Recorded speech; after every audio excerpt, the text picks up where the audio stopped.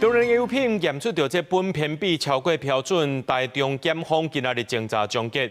檢方認定講，這中人優之生醫的總經理、聖誕的廠長等15人，並知影講這藥的苯偏比超標，官方也講出事實，也講出這問題啊，說是想要來暗崁，照常出貨，佮想要來消滅證據。專案依照違反食安法，甲15人和4間法人公司提起公訴。下晡也甲涉案的被告移審台中地方法院接開這個接押庭。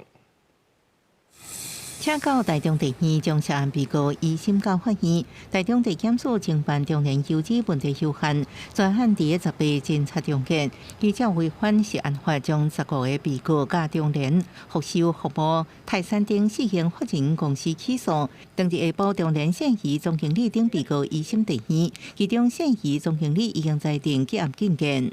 中聯公司相關主管明知自巴西進口之特定船坯黃豆原料熱損率比例偏高，增加製程中產生苯偏比之風險，竟心存歹念，罔顧食安，能放寬進料管制標準。福壽、福茂及泰山公司相關主管知悉使用問題油品後，亦未及時停止販賣、下架回收及通報。檢方對中聯公司等6個高層向法院求處食安法相當刑度7年，並科8,000萬罰金；早期部分用處相當的7年或者是5年有期徒刑，各並科罰金100萬或者是50萬。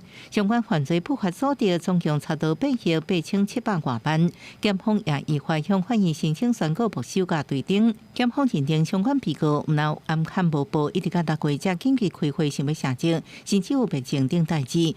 對起訴內容，主管機關小處表達尊重，強調繼續用法專台食安把關。調查都已經完成了，都完全都已經確定它的整體的原因嘛。哈，我們其實在科學上面看到的苯偏比原因是什麼，我們大概已經知道。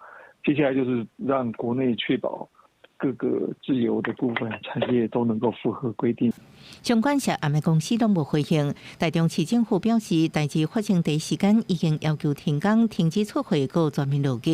同時，針對無照規定通報的違規業者，已經罰總共2100萬，也強調嚴格審查中聯未來復工的申請，佮繼續推動食安改革。記者綜合報道。